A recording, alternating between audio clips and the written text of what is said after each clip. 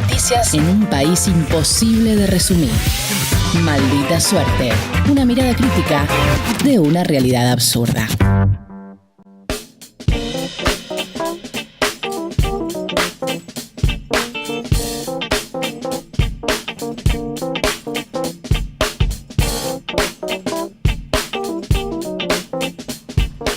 Y ahí va, miércoles 3 de abril, 9:30 de la mañana, en la próxima media hora y algunos minutos más tal vez, te vas a enterar de todo en un país verdaderamente imposible de resumir y hoy más que nunca. Arranca un abril muy picante, con un brote de dengue histórico, con una pila de aumentos en este nuevo mes, con paros y la reforma laboral en el horizonte y la visita de la generala del ejército, Laura Richardson, entre otras cosas, para empezar a comentar. Pero vayamos al fan de Thatcher, que pidió reconciliación con las Fuerzas Armadas, el discurso de Javier Milei por Malvinas, con el liberalismo y la reconciliación con las fuerzas en el eje. Ahí Milei y Villarroel, juntos en el acto, utilizaron la causa de Malvinas básicamente para pedir impunidad para los genocidas de la dictadura. Al fan de Margaret Thatcher también le pareció que era una buena oportunidad para decir que el reclamo es inclaudicable por la soberanía, aunque en ningún momento cuestionó ni nombró a Gran Bretaña ni habló sobre los recursos que Gran Bretaña está explotando.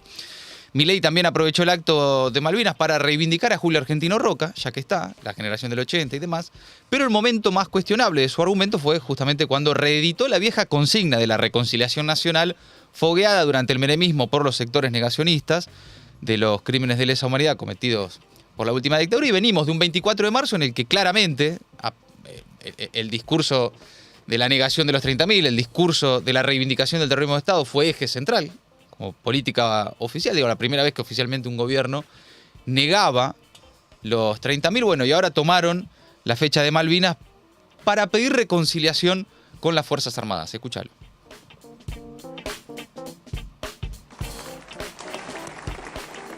Pero además, no quiero que el respeto a las Fuerzas Armadas y a los héroes de Malvinas sea monopolio de un espacio político. No, nuestros militares y veteranos se merecen algo más grande y duradero que eso. Por eso convoco al conjunto de la sociedad y a la dirigencia política a que este 2 de abril inauguremos una nueva era de reconciliación con las Fuerzas Armadas que trasciende a este gobierno. Una era que rinda homenaje sincero a sus héroes, dándole a las Fuerzas Armadas el lugar, el reconocimiento y el apoyo que se merecen. Ahí estaba entonces Milei básicamente pidiendo reconciliación, que no es otra forma histórica ya, conocida por todos nosotros, de pedir impunidad para los genocidas. Bueno, por la tarde además el gobierno, ya más simbólico, le cambió el nombre al Salón Pueblos Originarios, que pasó a llamarse Héroes de Malvinas, esto anunciado con un acto en la Casa Rosada, toda la pompa y demás. Bueno, Axel Kicillof también habló, dijo que no se puede homenajear y tener como ídola a Margaret Thatcher y que la soberanía no es solo un discurso el 2 de abril. Escúchalo. Algunas cosas que uno escucha en estos días, obviamente, estamos esperando que quien es hoy presidente de la Nación le diga al pueblo que no se puede homenajear ni tener como ídola a Margaret Thatcher, que de manera traicionera mandó a matar a soldados argentinos. Así que creo que la soberanía no es solo un discurso el 2 de abril, la soberanía no es solo portar los símbolos nacionales o cantar el himno, la soberanía hay que ejercerla y actualizarla todos los días. Bueno, ahí estaba Axel Kicillof, respuesta también a Javier Milei, entre los distintos actos y reivindicaciones y expresiones que se dieron durante el fin de semana, durante este día martes 2 de abril. Amigos, cambiamos de tema. Mientras tanto, ustedes van poniendo un me gusta, un comentario, ya sea en vivo o en diferido, así le van dando de morfar al algoritmo. Brote histórico de dengue. Tremenda la situación. Según el Ministerio de Salud de la Nación, ya hay confirmados más de 180.000 casos en la Argentina. La circulación viral autóctona de dengue ya fue registrada en 19 jurisdicciones y afecta el brote a 5 de las principales regiones del país, en el noroeste, en el nordeste, en Cuyo, Centro y la región sur, con ciertas áreas de la provincia de La Pampa también. Muy complicada la situación y además todos lo vemos, ¿no? Sí. La nube de mosquitos que nos rodea y la cantidad de casos de dengue en nuestro círculo cercano, ¿no? Sí, y que no deben estar registrados, claramente, porque hay mucha gente que directamente ni siquiera se va a testear, digamos, no hay ningún tipo de registro de muchísimas personas que están contagiadas. Esto hay que tenerlo en cuenta también. Bueno, y la pasividad del gobierno, ¿no? Ayer finalmente salió un comunicado oficial del gobierno, pero para culpar al gobierno anterior, ¿no? Un comunicado en el que solo plantean dudas, cuestionan la vacuna, no hay ningún mensaje preventivo, no explican qué están haciendo para trabajar sobre la crisis actual y solo acusan al gobierno anterior y a los medios de todo lo que está pasando. Sí. Ese es el resumen del comunicado de 2 páginas de un Ministerio de Salud que nadie firma, por cierto, ante verdaderamente la ausencia total del ministro de Salud, que de verdad, si lo pones a Mario Russo, primero que se sepa el nombre, lo pones a Mario Russo a caminar por la calle y no lo reconoce nadie. No. Lo pones en hora pico en el subte y nadie puede pasar desapercibido como una persona más, como un oficinista más de traje que anda por el microcentro caminando. Nadie sabe quién es el ministro de Salud en el medio de un brote de dengue brutal en la Argentina, ¿no? Sí, recordemos que la cara de Ginés González García la conocíamos muchísimo, la de Carla Bisotti la conocíamos muchísimo. Sí, incluso también, qué sé yo, en su momento Sí, Fernán Quirós. Hernán Quirós, etcétera, ¿no? Bueno, por la noche, de todas formas, y después de que salieron fuertemente a cruzarlo, incluso desde La Nación Más y distintos voceros oficiales o paraoficiales, apareció el ministro de Salud, rompió el silencio, dio una entrevista en el canal IP, volvió a rechazar la vacuna contra el dengue, dijo que el faltante de repelentes se va a subsanar y pidió hacer prevención en las casas. Sobre el faltante de repelentes dijo que esto se generó un cuello de botella y que, bueno, es un problema entre la oferta y la demanda. Eso con lo que los libertarios explican todos. En este caso, aparentemente, el mercado no se autorreguló de la mejor manera. Porque demanda hay un montón, pero no hay oferta. Ese es el problema. Bueno, Exactamente. ofertas hay, lo que pasa que son ridículas también. Sí, también, ¿no? Por eso. Y el ministro puso el foco en las tareas de prevención y de limpieza en los hogares y dijo, Mira. si eliminamos el vector, eliminamos el dengue. Claro, bien. Claro, sí, es razonable. Claro. Arréglensela ustedes, como dijo Milei en Bahía Blanca después de la inundación. Bueno, arréglensela ustedes. Sí, sé que Saquen la van a ser- pala, claro. saquen la pala, sé que chicos. van a poder. Van a ser capaces de hacerlo. De todas maneras, por suerte, la comunicación oficial de la crisis del dengue está a cargo de los que saben, como por ejemplo la diputada Lilia Lemoine en TN.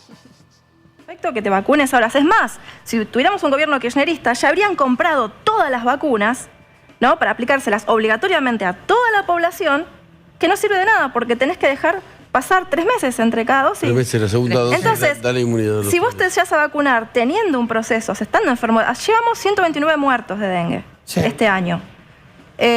Digamos que si vos, la vacuna no te hace efecto y encima te la pones, ¿no? Pero solamente para quedar bien apareces con esa solución que no sirve. Sí, es verdad, es durísimo, pero no es nuevo. Es un problema que venía creciendo y se ignoró porque había que cumplir con otros problemas. Había que... Bueno, ya conocemos lo que pasó durante el gobierno anterior. Bueno, volvé porque ya hace un montón. Bueno, por suerte la comunicación a cargo de la crisis está en las personas autorizadas. Sí. Al Me respecto. gusta igual que el... Ay, sí, perdón. No, que Vidal, que la pantalla está partida en 3 y está Vidal en cámara y lo mira así para el costado diciendo, sacame Sácame de acá. Y después quedan los dos, queda Lemoine y son Me de Johnny pareció a Vial. mí también, ¿eh? Sacame del plano. Sacá. Bueno, No estoy acá. ahora, antes de la aparición del ministro de Salud, el que había salido fuerte a pedir que aparezca fue justamente Eduardo Feynman en La Nación Más. Fuerte, pero durísimo. Y justo en un momento tuvo problemas con el micrófono, escuchá. ¿Va a poner la carita en algún momento? ¿Usted es el secretario de salud de este país? ¿Ministro ese? ¿Tenemos ministerio? Sí, Ministro. tenemos ministerio. Ministro. Creo que le queda grande el nombre de ministro. La verdad. ¿Va a poner la cara? Cobardes. Cobarde. Usted, Russo, es un cobarde. Por lo menos ponga la cara. Explíquele a la gente qué es lo que están haciendo. ¿Qué papel pobre te hacen hacer, maestro? Me daría vergüenza. Pero bueno, qué sé yo. Algunos, viste, por un conchavo. Por ahí los 2, 3 palos que está ganando por mes te sirven. Pero por, ahí, Edu, por ahí lo que creo es, Sigue. a esta altura, Escuchalo. si no quiere hablar, es que no sabe. Hoy tenemos un ministro de... Epa. El micrófono. El micrófono, Edu. ¿Qué pasó? El rayo. La cara de Edu de orto. Me cortaron el... Sí. Uy. ¿Eh? ¿Qué pasó? Las fuerzas del Ahí está cielo. la fuerza. Ruso. Ruso. Opa. Estamos dejando No le el gustó micrófono nada a ahí. Edu, ¿eh? Me parece que se dio cuenta que algo había pasado y Está muy que bien. no era un Está problema. muy bien, está muy bien. No parece ser un, no parece ser un Oh problema my técnico. God. Entiendo, ¿no? O por lo menos él no lo tomó como un problema No. técnico, me Sí, parece. Él no Miró lo atrás de cámara y dijo, Claro. está muy bien. Ah, está muy Sí, bien, está está muy bien. bien. ¿Vos querés jugar a esto? ¿te gusta? Nótese que el Edu Feynman de La Nación Sí. Más está empezando a parecer mucho al de la radio. Se está empezando a parecer un poco ¿Viste? más. Sí, Sí. sí. Bueno, mientras tanto, el ministro de Salud bonaerense, Nicolás Kreplak, pidió la intervención de Nación para aumentar la producción de repelente ante el incremento de casos de dengue en la provincia y alertó que el 85% del mercado está ofrecido a una sola empresa. También salió el ministro de Salud de la Ciudad de Buenos Aires, Fernán Quirós, y remarcó la necesidad de iniciar una campaña de vacunación contra la enfermedad. Sobre esto vamos a profundizar en un rato, ¿no? En un Fuera del rato, resumen. sí, por lo menos para desmentir algunas cosas de las que dice, de las pavadas que dice ese comunicado nefasto. Cambiamos de tema. A esta hora, la tensión en el Estado. La CGT y los estatales endurecen las medidas de protestas sindicales contra el gobierno. Arranca un abril muy picante, ¿eh? Muy picante.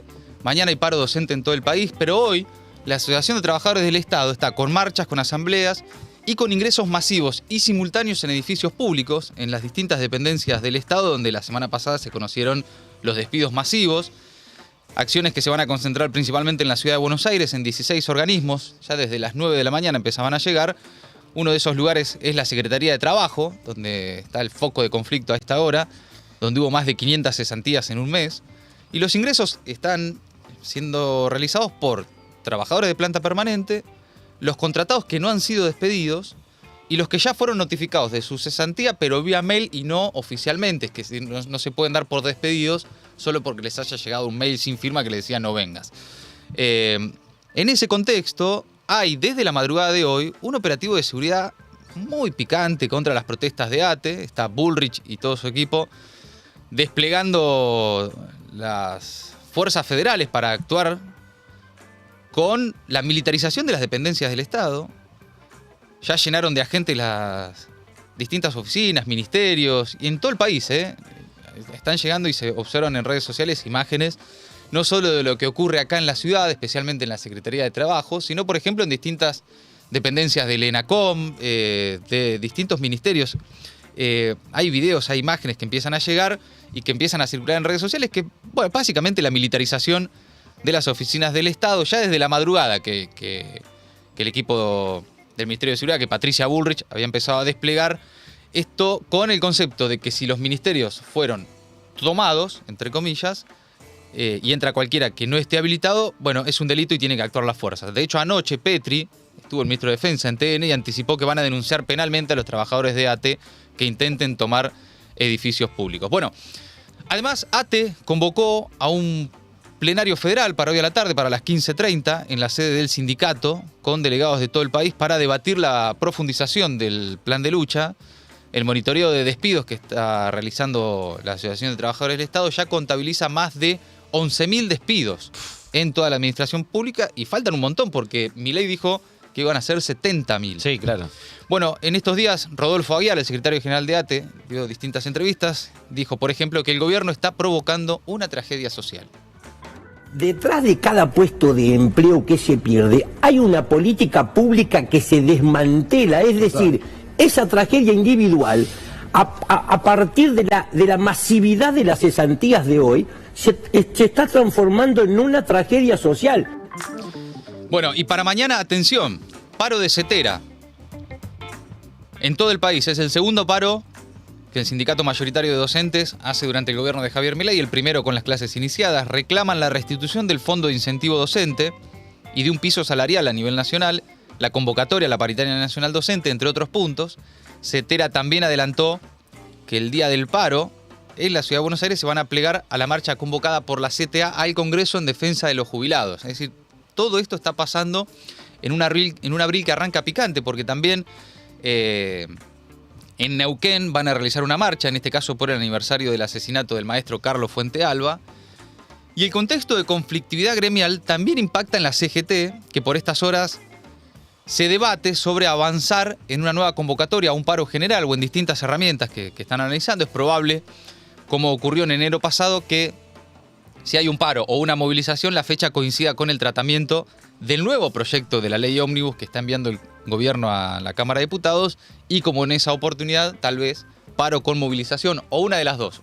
es parte de lo que están analizando. De hecho, así lo adelantó Pablo Moyano, dijo que esta semana se va a reunir el Consejo Directivo de la Central de Sindicar para resolver el llamado a un paro nacional o a una movilización, o las dos juntas al mismo tiempo. Es como que están ahí como debatiendo cuál es la mejor manera. Así lo adelantó Pablo Moyano en el Destape en diálogo con Roberto Navarro.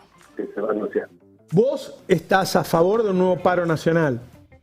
¿Un paro nacional o una gran marcha federal como lo están planteando algunos compañeros? Algo tenemos que hacer. O movilizar el día que se trate nuevamente la ley ómnibus con la porquería esta del DNU en el Congreso para rechazarlo en la calle, ¿no? Pero de alguna manera se tiene que tomar. Hay compañeros que estamos a favor de un paro nacional, hay compañeros que están a favor de estar en la calle. Bueno, todo sirve para oponernos a esta política económica regresiva que vuelve a quitar y represiva. Ahí estaba el secretario adjunto de la uno de los secretarios generales de la CGT y el secretario general de Camioneros. Sí. Había unas encuestas, ¿no? Que daban como que no tenía buena imagen un paro, que por eso están dudando si el paro sí o no, que era como una seguridad. No, bueno, pero si el plan de lucha se va a edificar sobre encuestas, está muy complicado, ¿no? Si de verdad están mirando encuestas para ver si es oportuno o no un paro, bueno, me parece que tiene más que ver con otras cosas, más que con lo que dicen las encuestas. La tradición de algún sector del sindicalismo de acomodarse rápidamente a los nuevos tiempos, ¿no? Están quienes creen que el primer paro fue para avisar. No es que no nos gusta tanto hacia dónde está yendo, sino que no nos invites. Claro. Sentate a hablar. Sentate a conversar.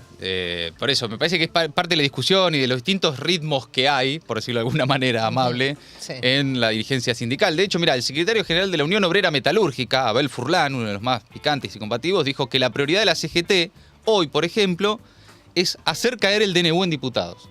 ¿No? ¿Qué quiere hoy la CGT? Que caiga el DNU. ¿No? Ya tiene el rechazo del Senado, ahora necesita el rechazo de diputados.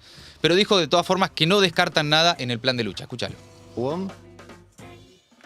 Yo comparto el trabajo que están haciendo los compañeros de la CGT, donde la prioridad absoluta es tratar de hacer caer el DNU, que es donde están sentadas las decisiones del actual gobierno, y eso se ha logrado en el ámbito del Senado, y estamos trabajando muy fuertemente para lograr el consenso necesario para permitirnos la mayoría de los votos para que caigan diputados.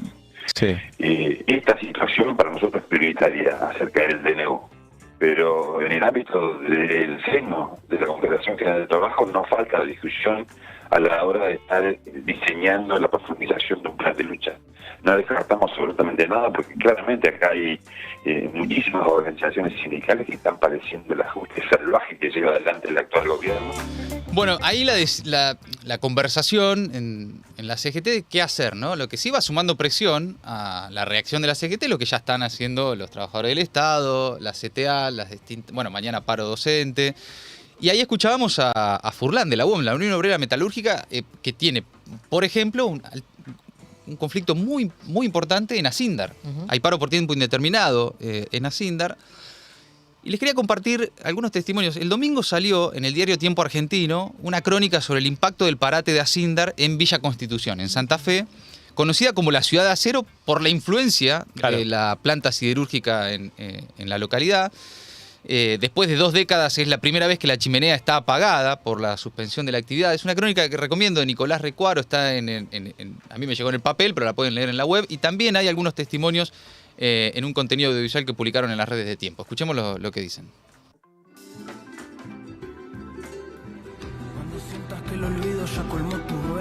Bueno, soy laburante de Asindar hace 20 años. La verdad que me tiene muy preocupado no solo el tema de la chimenea apagada, que histórico, esto hace muchos años que no se veía, sino que una preocupación grande de llegar a suspensiones y demás, bajada de tonicidad, donde queda gente afuera, donde ha quedado, ha sido contratado más de 120 personas afuera. Triste. En Villa Constitución estamos acostumbrados, hemos pasado muchas crisis, digamos, primero lo que nos pasó en el Villazo, en la resistencia en el año 75, en la dictadura.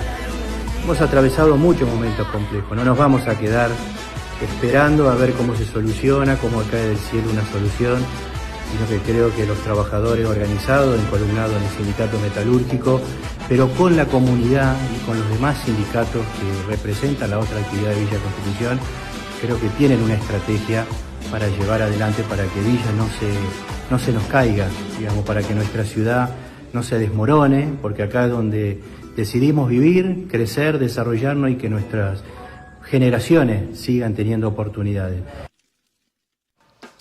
Bueno, ahí estaba entonces parte de lo que está pasando ya en Villa Constitución. Pensé que las imágenes, los testimonios me hacen acordar mucho a lo que pasó en la década del 90. Y casualmente este fin de semana largo y de tiempo para ver cosas, volví a ver Memoria del Saqueo de Pino Solanas. Sí. Yo recomiendo, bueno, si no la vieron, vayan y búsquenla. Está en YouTube, la pueden encontrar. Yo la vi en una plataforma que la habilitó por unos días, pero si no, búsquenla en YouTube. Si no vieron Memoria del Saqueo de Pino Solanas, vayan y véanlo. Y si lo vieron, véanlo de vuelta. Sí. Parece un documental hecho ayer. Sí, en presente. Es impactante ver cómo empiezan a operar las mismas, ya no solo los mismos resultados de las mismas políticas, sino los comportamientos de, bueno, un gobierno que impulsa política, bueno, más allá de la clasificación neoliberales o anarcocapitalista, como quieran poner, pero de profunda destrucción del aparato productivo, la complicidad de algún sector del sindicalismo, como también los medios de comunicación y la oposición política colabora en lo que tiene que colaborar para que todo eso suceda, y vos ves un entramado que empieza a observarse en la Argentina de hoy, y que decís, che, estamos de vuelta en esta. Sí, otra vez. Sí. Hay mucha gente que al haberlo vivido, me da la sensación de que hay mucha más gente en alerta ahora, por eso también la ansiedad de una gran parte de la población de hagamos algo, de achacarle a la CGT a hacer algo, de buscar en la dirigencia política ahí un rumbo a trazar, por lo menos, porque me parece que ese es el foco y ese es el faro, lo que pasó hace no mucho tiempo. Sobre todo porque hay desde este gobierno una reivindicación de aquellos años. Claro. ¿No? Sí, claro. No solo del presidente Menem, sino en general de sus políticas. Me parece oportuno volver a ver eso para de alguna forma advertir cuáles pueden llegar a ser los resultados, ¿no? de esto que ya está pasando. Bueno, pero por ejemplo, mira, cambio de tema, pero tiene que ver con lo mismo. El gobierno está negociando una reforma laboral. ¿Con quién? Bueno, en principio con la oposición, pero también con algún sector del sindicalismo. Milei va a enviar al Congreso la nueva versión de la ley Ómnibus. Todo indica que el texto va a incluir la reforma laboral que estaba incluida en el mega DNU, pero que fue impugnada por la justicia. Entre otras cuestiones, en materia laboral, el DNU amplía a 8 meses el periodo de prueba, deroga las multas por falta de registro laboral, también amplía las actividades consideradas esenciales, básicamente para que nadie pueda hacer paro. Por ejemplo, los trabajadores de medios de comunicación, entre muchísimos otros, educación, etcétera, y en consecuencia limita el derecho a huelga para esos sectores, como los aeronáuticos, bueno, los docentes, entre otros. El debate todavía se realiza por estas horas sobre un borrador donde hay diferencias, está sujeto a negociaciones y cambios, básicamente para que el gobierno garantice los votos y evitar así un nuevo fracaso legislativo para el gobierno, como se vio en aquel momento con la ley Ómnibus en la Cámara de Diputados. Como prenda de negociación, los trabajadores. La Casa Rosada podría incluir en el texto definitivo una reforma laboral que con diferentes matices también vienen pidiendo algunos bloques parlamentarios los más cercanos. El PRO acercó un proyecto, también algún sector del radicalismo, y en la conversación está, incluso planteado hasta por la propia Cristina en aquella carta de 33 páginas, que algunos habrán leído, la necesidad de algún tipo de reforma de convenios o algún tipo de reforma laboral. El tema es ¿a favor de quién? Por lo general, uno puede sospechar que si vos tenés la Secretaría de Trabajo y todas las áreas relacionadas al trabajo, al mundo laboral del Estado, copadas por ex gerentes de Techint, y yo sospecho que una reforma laboral no va a ser en favor de los trabajadores. Tengo razones para dudar, ¿no?, de que sea una reforma laboral favorable a los trabajadores, cuando es Techint quien está impulsando esa reforma. Con, básicamente, todos los funcionarios importantes del área de trabajo son puestos ahí por Techint. exfuncionarios de Techín, funcionarios de alto rango de Paolo Roca. Y además en un contexto de destrucción del mercado laboral. No es lo mismo sentarse en una mesa de negociación, ¿no? Según qué contexto. Totalmente. Y además está también en el paquete las privatizaciones de las empresas del Estado.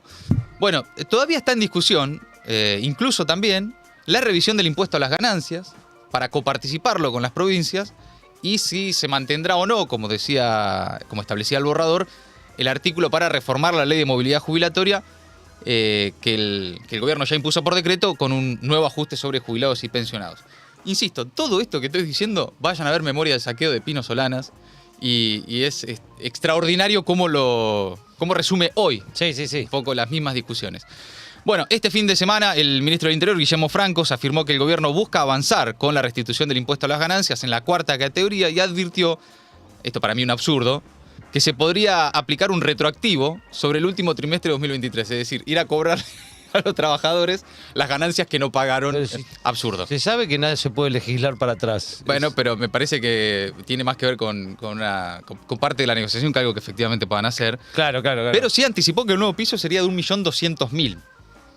Pues sí, bueno, es un buen salario. Ahora, 1.200.000 pesos hoy en la Argentina no son trabajadores de altos ingresos. No. Es una clase media. O sea, porque la clase media está en 800.000 más o menos. Son dos canastas alimentarias. Sí. Bueno, dijo también Francos que la modificación estará incluida dentro del paquete fiscal de la nueva ley Ómnibus y aseguró que con todo esto el gobierno nacional está más cerca de llegar a un acuerdo con los gobernadores para sumar apoyos a esta nueva ley Ómnibus que volverá a tratarse en el Congreso. Y además reconoció que el gobierno está más abierto y dispuesto a ceder a esa palabra que tanto le molesta a Milei, que es negociar en algunas cuestiones con tal de conseguir los votos. Dijo Francos que están confiados y que hay buena onda con los gobernadores. Escúchalo. Acuerdo, ¿no? ¿Cómo ves? No, buena onda hay.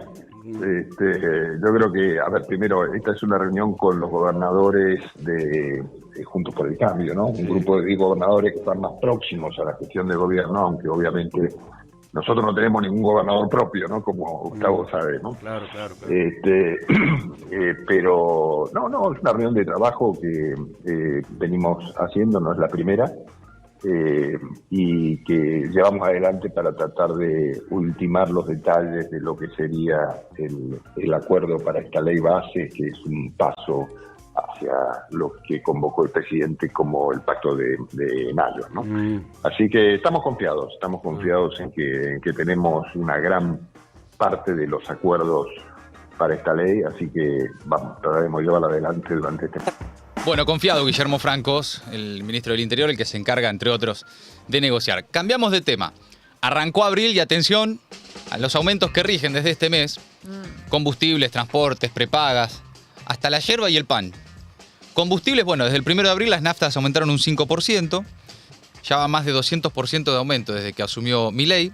Tarifas de gas, atención con esto, porque desde hoy rige la quita de subsidios al precio mayorista del combustible y que esto va a golpear en las tarifas del mes que viene, que van a llegar durísimas, dicen los hogares de altos ingresos, pero me parece que le va a tocar a hogares de no tan altos ingresos también, y además a los comercios y a las industrias. Otro golpe sobre la actividad industrial. Se estima que los incrementos van a superar el 300% en 3 tramos. El primero es en abril, el segundo es en mayo y septiembre y el tercero de octubre a diciembre. Eso por un lado con el gas. Ya llegaron las de la electricidad y ustedes empiezan a observar también en la tele, en las redes sociales y más testimonios, ¿no? Hasta de Fantino enojado de cuánto le había llegado de luz en la planta transmisora de Neura, etcétera, ¿no? Bueno. Tarifa de agua. AISA reclamó en la audiencia pública virtual de la Secretaría de Obras Públicas un aumento de hasta el 209% en tarifas de agua y cloacas desde este mes en el área metropolitana de Buenos Aires. Medicina prepaga, cuarto aumento en lo que va del año, que vuelve a ser de 2 dígitos. El incremento va de entre 16 y 19%. No sé si ya les llegó el mail a los que tienen prepaga. Esto depende de la empresa. Pero entre 16 y 19% después de aumentos escalonados. Pero 40% en enero, 27% en febrero, 20% en marzo y ahora en abril entre otros 15 y 20%. Pero a mí me lo duplicaron del mes pasado a este. ¿Cómo? Y no me llegó ningún mail, no sé cómo. ¿No te avisaron? No. Bueno. El transporte también, aquellos que no tengan registrada la SUBE desde el 1 de abril, atención, cuidado porque están pagando un 70% más el transporte en el AMBA. Los colegios privados, las autoridades firmaron resoluciones el último día hábil de marzo, tal vez no se enteraron, que habilitó a los institutos de enseñanza privada en la capital a aumentar un 9% en promedio y en la provincia de Buenos Aires un 4,7%. Yerba y pan. Atención con esto. Casi lo último que nos queda, ¿no? Un poquito para tomar unos mates y comer unas tostadas. Bueno, se estima que el kilo de yerba que hoy cuesta caro ya, entre 3.000 y 4.000, pasaría a costar 6.000, según anticipó el subsecretario de Asuntos Yerbaterios Julio Peterson. Por otro lado, el gobierno también pondrá fin al fideicomiso del trigo, creado durante la gestión de Alberto Fernández. Todos los fondos del fideicomiso estuvieron dirigidos a subsidiar la bolsa de harina 3.0, común, la de 25 kilos, que es la que compran las panaderías para hacer pan, y para la segunda industrialización. Es decir, a ese sector le va a llegar la harina con aumento, por lo tanto a vos el pan, las facturas, lo que comas, obvio, también va a llegar con aumento. Ahora, está pasando algo particular con el precio de la yerba mate. Desregularon, como todo, también el precio de la yerba. Esto fue en los últimos días. Ya el mega DNU de Milei, en diciembre, le quitó al Instituto Nacional de la Yerba Mate la facultad de fijar los valores de referencia. Una medida que se puso en pie, que se aplicó después de 22 años que regía algún tipo de regulación sobre el sector. En aquel momento incluso, hablábamos de memoria del saqueo, fue con el objetivo de recuperar la producción de un sector que sufrió muy fuertemente una de sus peores crisis a fines de la década del 90. Claro. Se establece este mecanismo que ahora se deroga nuevamente. Bueno, esto, ni hablar que pone en riesgo a miles de pequeños productores y cooperativas en beneficio de los grandes fabricantes del sector y amenaza además con encarecer el precio de este producto. Básico, simbólico además, ¿no? Las dos cosas. Ya no puede tomar ni mate. Claro, es básico y también tiene mucha fuerza simbólica. Atacar a esos productos de consumo que llegan a todas las familias, ¿no? Bueno, esta semana los productores comenzaron el periodo de cosecha gruesa, sin este precio sostén para la hoja verde y ni la yerba seca, la canchada, se le dice a la yerba seca sin molienda, son alrededor de 210.000 hectáreas con yerba mate en Misiones y Corrientes. Esto es justo antes de del periodo de cosecha gruesa. Lo que anticipan los productores es que esto no solo va a tener un impacto en el precio final, sino que no va a tener una mejora en el precio de origen que le pagan a los productores y a los yerbateros. Mirá, el director interino del Instituto Nacional de Yerba Mate, Jonás Peterson, explicó que los cambios deja a la deriva al sector y sobre todo le quita la potestad de fijar el precio de la materia prima. Escucha. Los valores en góndola se regían por los valores que acordaba la industria y los comercializadores. Hay una diferencia muy grande entre lo que vende la industria y lo que ganamos nosotros los productores. Por eso digo, para nosotros era muy importante mantener la fijación de los valores porque es lo que garantiza al productor que tenga un precio justo, ¿no es cierto? Eso es lo que claro, se hacía con el precio obligatorio de la yerba mate. Y lo que tiene el valor del paquete no es una cuestión que la definíamos nosotros. En gobiernos anteriores, por ejemplo, había un tope de góndola, o sea, un tope de precio que regía antes. Y bueno, supuestamente la excusa de la industria siempre fue que ese tope impedía que hayan aumentos. Ahora no tienen ese tope, pero de todas maneras no se sientan a negociar valores con nosotros. Y el productor hoy arranca la zafra gruesa sin ese precio que garantizaría o que sea justo para el productor. Es espectacular porque en una misma medida perjudican al productor y al consumidor. Sí. Esto, la desregulación es pareja en ese sentido. Sí. Bueno, igual de todas formas, pese a todos estos aumentos que vengo enumerando de lo que viene para abril, vos vas a ver que los libertarios en redes sociales están festejando que bajan los precios. De hecho, es cierto que llegan algunas listas de fábricas de consumo masivo rebajando hasta un 20% sus precios. Mira, una nota de Martín Ferreira en Tiempo Argentino cuenta que en la breve semana que precedió al feriado de Semana Santa hubo comercios minoristas que recibieron listados de precios con hasta un 20% más baratos que en tandas previas. Mira. Y estamos hablando de empresas importantes. Los proveedores incluso están promocionando esos valores como descuentos, pero los comerciantes ven ahí correcciones forzadas básicamente por la enorme caída de las ventas de los primeros meses del año. Estas decisiones empresarias, cuenta ahí Martín Ferreira, son una reacción a la profundización de la crisis económica y la pauperización de los ingresos de la población que desembocaron en un derrumbe de las ventas del 27% solo en el primer bimestre de este año, según datos de la CAME, la Cámara Argentina de la Mediana Empresa. Fernando Sabor, el titular de la Federación de Almaceneros Bonaerenses, dijo ahí en diálogo con Tiempo Argentino que el caso de Arcor, por ejemplo, es uno de los que en la semana envió listas de precios de entre el 15 y el 20% más baratos que en las semanas previas. Otras empresas siguieron la misma línea con impacto en precios finales de, por ejemplo, galletitas, fideos, café, fiambres. Es decir, puede suceder que empiecen a aparecer productos que en el precio lista original vienen con 15, 20, 10% más baratos, básicamente porque están tratando de recuperar ventas. Claro. Después del bajón de la primera parte del año. Esto, por eso está bueno advertirlo, el gobierno lo va a vender como un logro de la desregulación del mercado. Es decir, ¿vieron? Ahora los precios, como están desregulados, empiezan a bajar. Claro, después de subir 100 puntos y después de no venderle a nadie. Claro. ¿Cómo era entonces que iban a bajar la inflación? Bueno, pulverizando los ingresos. Es lo que dicen muchos economistas más o menos piola, que digamos es obvio que la inflación la podés bajar si tirás un bazucazo a la actividad y al consumo. Claro, si nadie puede comprar nada, los precios van a bajar. Sí, claro. Caputo celebró que un fabricante de cierres a cremalleras bajó 10% sus precios. Un aplauso para Caputo. Chicos, por favor, un aplauso para Caputo. Dice Caputo: si combinamos ortodoxia macroeconómica con actitudes empresarias como esta, vamos a salir de este lío antes de lo esperado por nadie. Emoji de aplausitos en el tuit de Caputo. Claro, la baja del 10% en cierres a cremallera se da en un contexto de 60% de inflación acumulada desde la llegada de Milei y Caputo al gobierno, y luego de que las ventas de la industria textil se desplomaran un 40% con miles de despidos y cierres de empresas. Pero Toto está festejando que bajan las cremalleras. Una gana de ponerle cierre a todo, Toto. Es la metáfora perfecta para este momento, porque además me lo imagino para festejar a Toto Caputo. Sí. Bajándose la cremallera. No, sí. Cuidado. No. Bamboleando de un lado al otro. Sí.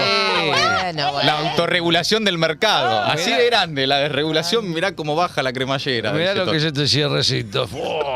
Así que te gusta que bajen las cremalleras. Toto Caputo festejando. Bueno, para ir cerrando. Llegamos. Para ir cerrando.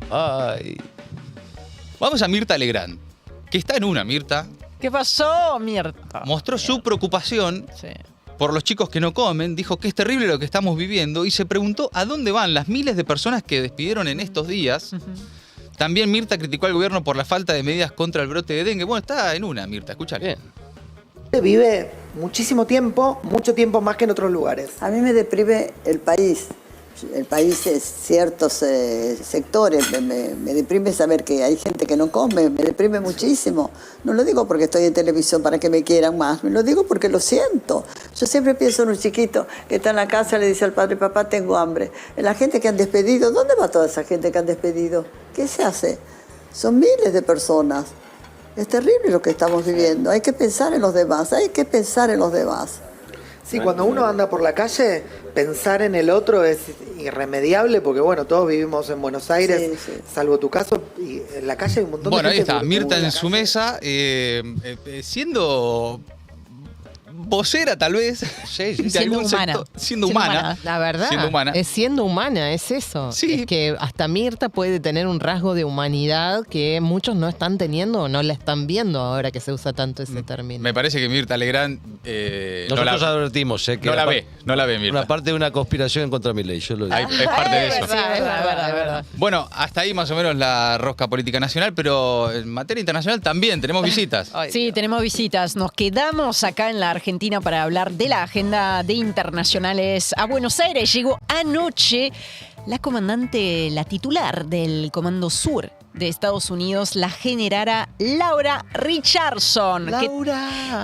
Bueno, pero está muy bien lo que estás haciendo realmente, Jera, porque es autora de un hitazo que todos recordamos, en su momento se hizo viral. Sí. El video en cuestión, la autora de Acá hay litio, hay petróleo, hay agua dulce, por eso nos gusta tanto América Latina. No sé si lo dijo así, pero casi. Pero me parece que fue mucho peor. Que había dicho nuestro litio. Nuestro litio, claro. Nuestro agua dulce, bueno, vuelve. Es habitual que venga acá a la Argentina el Comando Sur. Sí, la verdad que sí, no es que sea una novedad. La novedad es el gobierno de Javier Milei, su seguidismo respecto de la política estadounidense. Es ahí donde uno tiene que poner el ojo. Seguidismo arrodillismo, podríamos decir, Sí, tal sí. vez, ¿no? Inventando también. una Sí, sí, nueva palabra.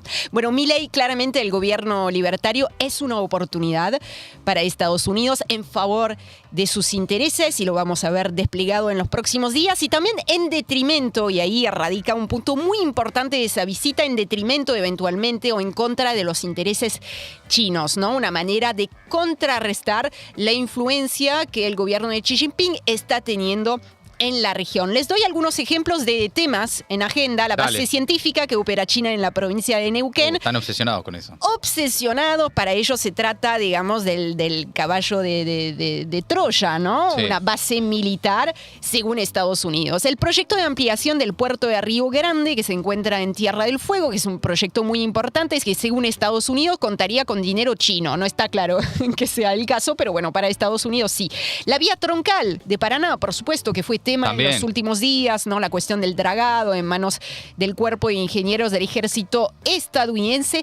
Otro tema en la agenda, las bases llamadas humanitarias que tiene Estados Unidos, tanto en Neuquén como en el Chaco, con seguramente la intención de ampliar esas bases y también la compra de la que venimos hablando, la compra de aviones F-16. Así que hay mucho para charlar y este recién es el primer día de una visita oficial de 3 jornadas.